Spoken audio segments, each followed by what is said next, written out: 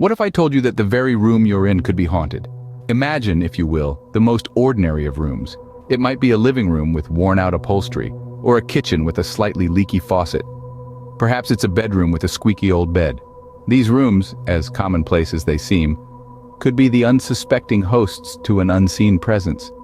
This presence is not an entity that you can touch or see, but it is there, lurking in the corners, hiding behind the shadows. It is a silent spectator, observing your every move, listening to your every word. It is an unseen terror that resides within the very walls that surround you. As the day turns into night, the presence becomes more palpable. The room, once filled with the humdrum of daily life, now echoes with an eerie silence. The ticking of the clock on the wall seems to grow louder with each passing second, as if counting down to an event of ghostly significance. You might feel a sudden drop in temperature, a chill that sends shivers down your spine. Perhaps you notice that the lights flicker just for a moment as if struggling against an invisible force. Or maybe you catch a whiff of a scent, an old perfume or the smell of burnt wood that has no place in your room. As the night wears on, the presence grows bolder.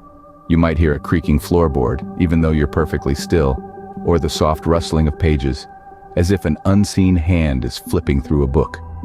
The room, once a sanctuary, now feels like a stage for the unseen terror. And then, just when you think you can't bear it anymore, when the fear threatens to consume you, it stops. The room returns to its normal state, leaving you questioning whether you imagined it all. But deep down, you know you didn't. You felt it, experienced it, lived it. And as you sit there, completely alone, you can't shake off the feeling that something is watching you. Have you ever heard whispers when no one else was around? Picture this: an ancient building standing tall yet weathered against the relentless test of time. Its walls, painted with the patina of age, hold secrets of the past. The echoes of its former inhabitants still linger, whispering tales of forgotten days and nights. This is no ordinary building, my friends. This is a place where the walls speak.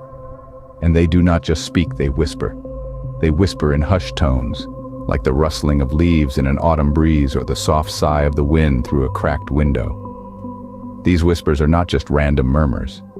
They are the echoes of lives lived long ago, the residual noise of joy and sorrow, laughter and tears, love and loss. Every creak of the floorboards, every sigh of the wind, every flicker of shadow brings with it a whisper from the past. These whispers grow louder as night falls, turning the building into a symphony of sounds. The whispers become a chorus, a cacophony of voices that fill the air and send shivers down the spine of anyone who dares to listen. And what do these voices say? They tell tales of the building's past, tales of grandeur and decay, of love lost and found, of lives lived in joy and in sorrow. They speak of the human condition in all its beauty and tragedy. They are the echoes of a time gone by, a testament to the enduring power of memory and the haunting beauty of the past. But there is something else, something even more chilling. These whispers do not just recount the past, they also reach out to the present. They call out to those who listen, beckoning them into the realm of the unknown. And if you listen closely, you might just hear your name being whispered in the dead of night.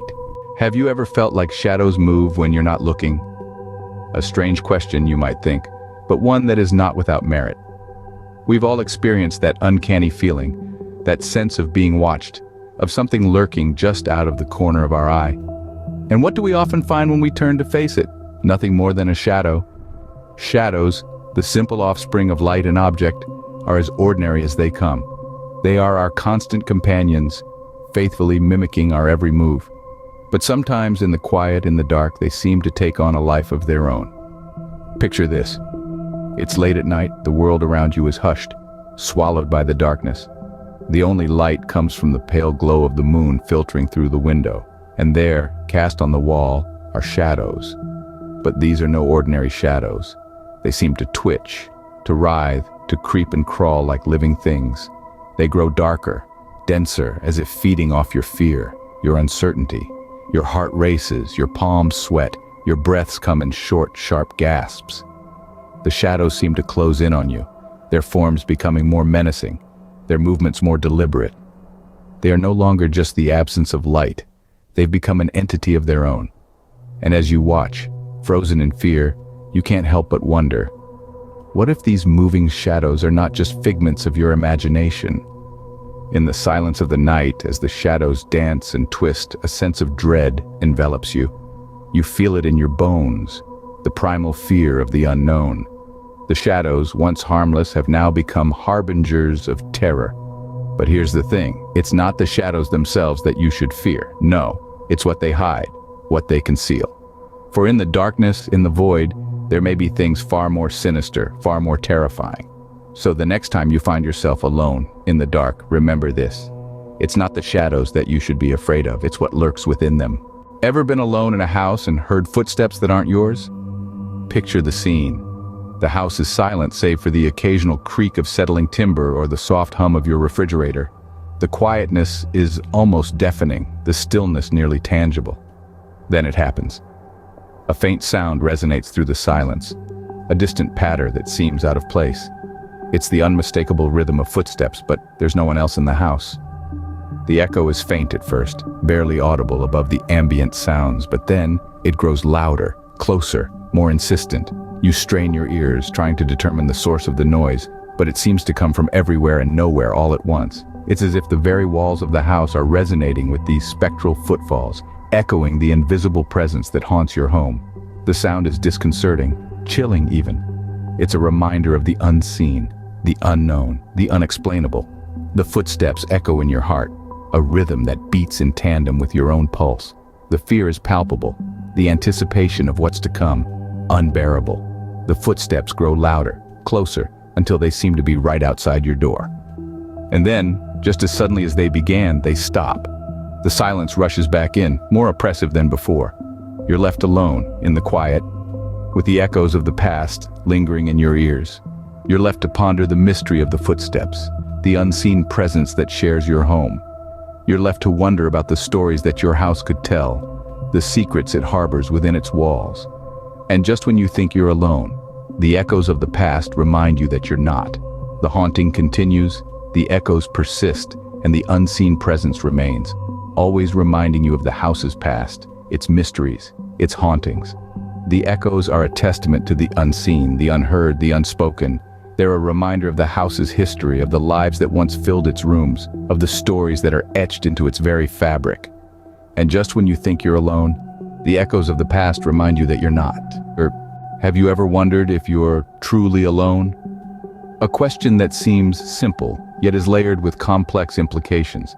We've journeyed through unseen terrors, whispered alongside the walls, danced with moving shadows, and listened to haunting echoes. But what if I told you the haunting never ends? The tales we've traversed today are not mere stories. They are echoes of the past, whispers from the shadows, and remnants of a world not confined to the physical plane. These tales underscore a chilling truth. The supernatural is omnipresent. It lurks in the corners of our reality, waiting, watching, and sometimes reaching out in ways that send shivers down our spine.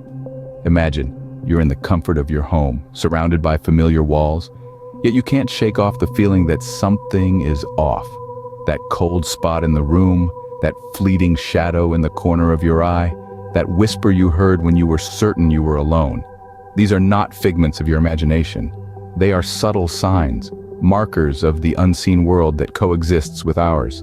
The eerie atmosphere we've explored isn't confined to haunted houses or dark woods. It's present in our everyday lives, in every creak of the floorboard, in every flicker of the light, in every random chill that runs down your spine.